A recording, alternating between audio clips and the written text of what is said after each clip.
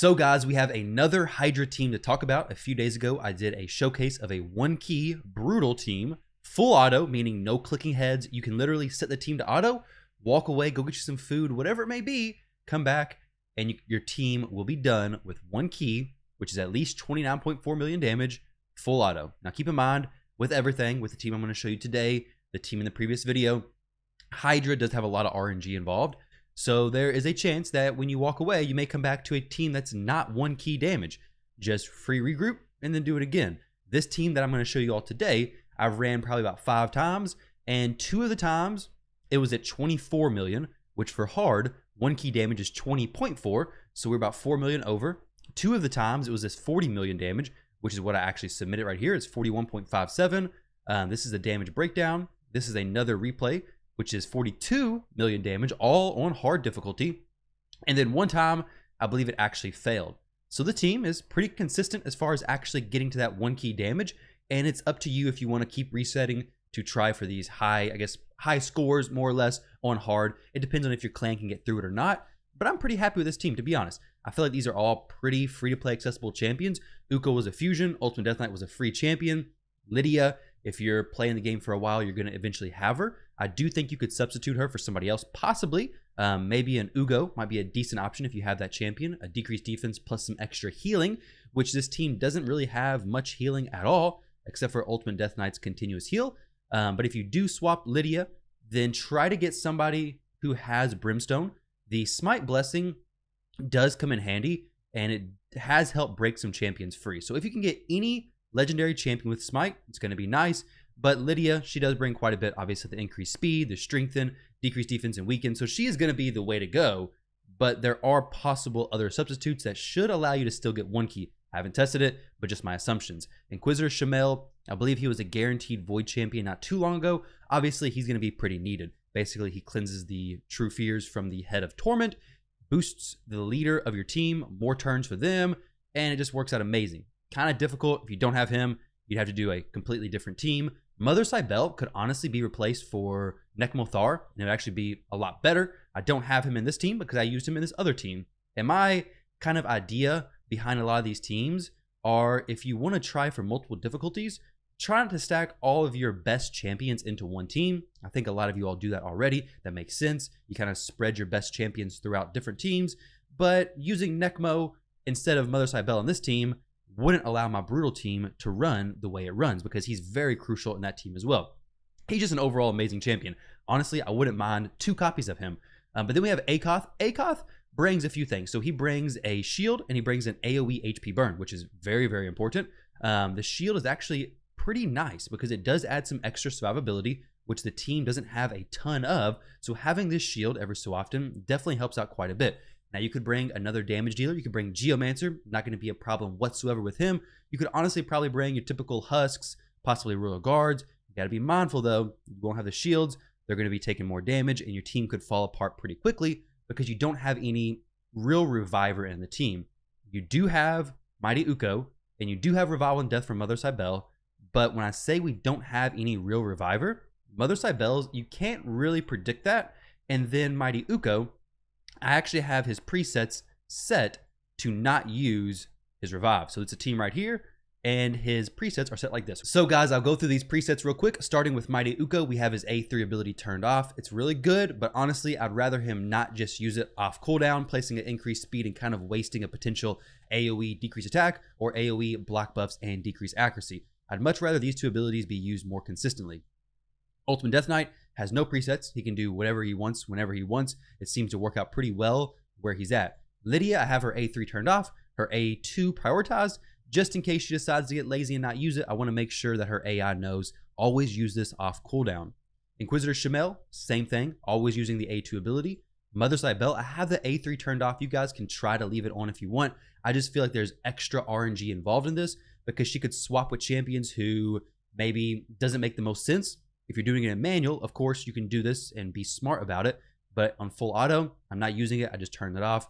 And then A1 and A2, obviously, whenever she wants to use them. A1 is absolutely amazing. So honestly, if she just used that, it wouldn't really be a problem. Though the increased defense in Revival and Death has definitely saved me a few times. Now, as far as Akoth goes, we have his burn set to number 1 and his shield set to number 2. and then he just does those back and forth. Doesn't really matter. I just want to make sure that he's always using both of those off of cooldown. Some of those presets may not be necessary, but I've known some champions, especially Geomancer, who just don't use their ability if you don't set it to a priority. So now let's jump into talking about the gearing of these champions. I'm going to try to make this short, sweet, and to the point. If you guys have any questions whatsoever, leave it down below in the comment section. First thing, before we do this, let me talk about where these stat priorities are coming from. So if we're doing hard, which is right here, then we're going to be shooting for 215 accuracy needed, and then 415 resistance needed if we want to land our debuffs and resist the enemy's debuffs.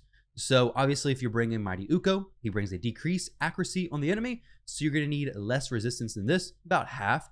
So it does make the stats in the building a lot easier. But if you're going for hard, you're going to need about 215 accuracy to actually place your debuffs. So the first champion I want to talk about is Mighty Uko. So Mighty Uko is in a provoke set. I don't have an actual taunt champion in this team. Ultimate Death Knight kind of on his A1 ability, but it's not super consistent, not super reliable. So for me, what I have is Mighty Uko in the lead spot. He's getting all those turn meter boosts from Inquisitor Shamel. He also, as you remember, I turned off his A3 ability, so he's always getting AoE abilities going off, meaning that every time he attacks, he has a 30% chance of placing provoke on the Head of Decay.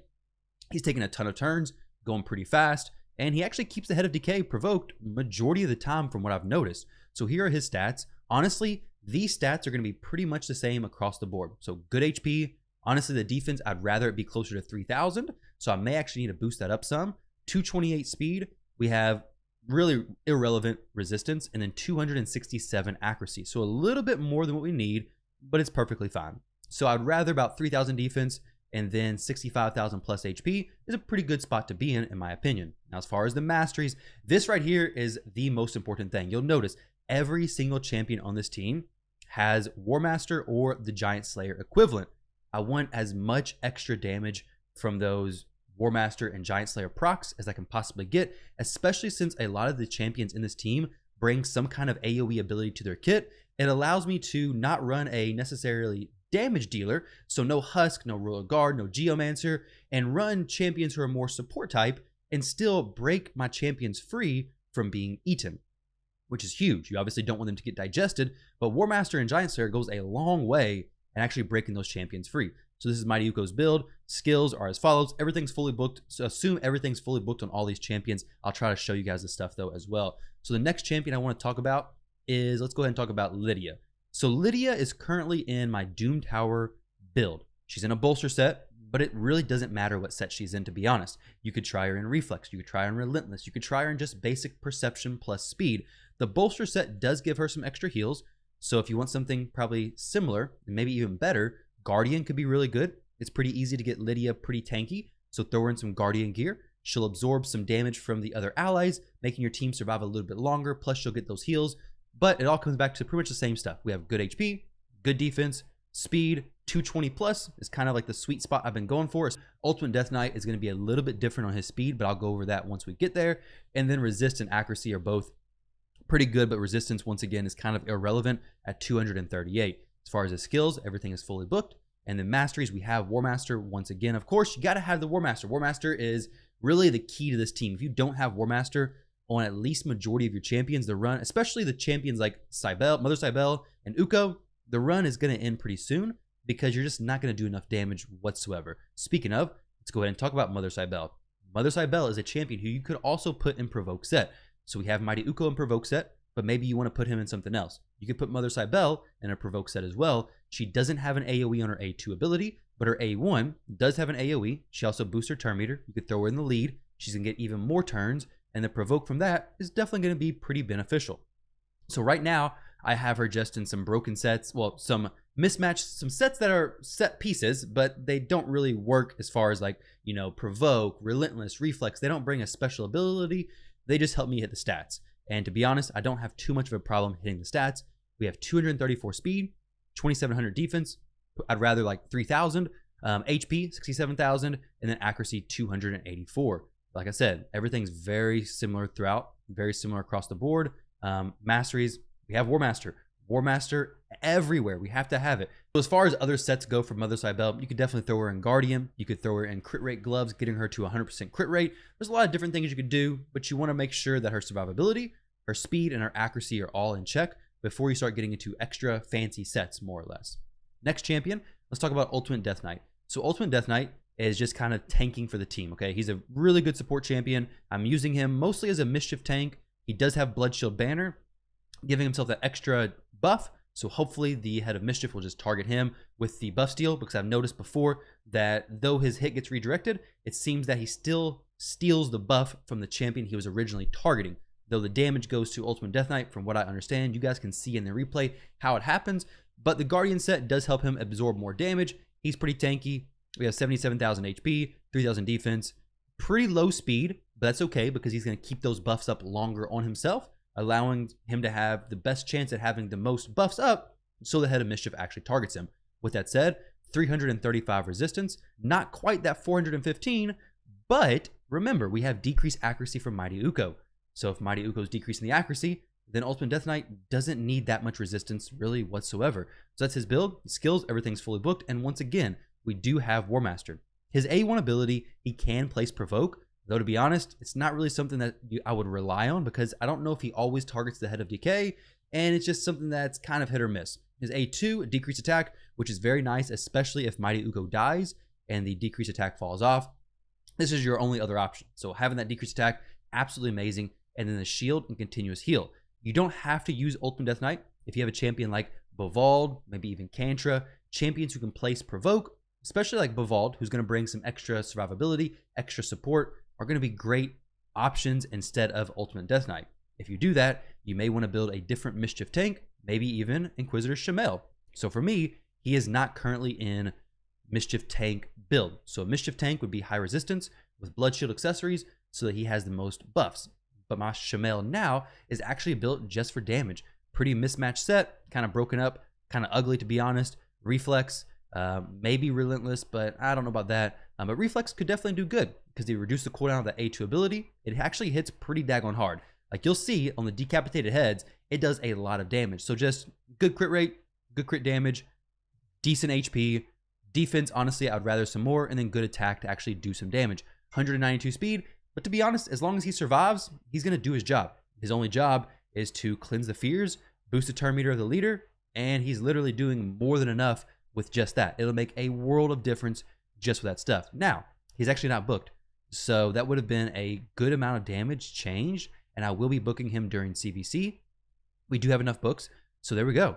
Inquisitor Shamel, he does have Giant Slayer to get little extra damage procs from that A2 ability because it is a triple hitting ability. So something just to keep in mind. There we go, guys. That is all the champions in this Hydra team. So I'll go ahead and play the video so you guys can watch it if you're interested. And if you all have any questions whatsoever about this team and how it works, or if you want anything explained in detail a little bit more, definitely leave it down in the comment section below. This is the damage that I did in the video you're about to see. So thank you all very much for watching. I hope you guys enjoy this team. Best of luck building it during CVC or whenever, and I'll catch you all in the next video.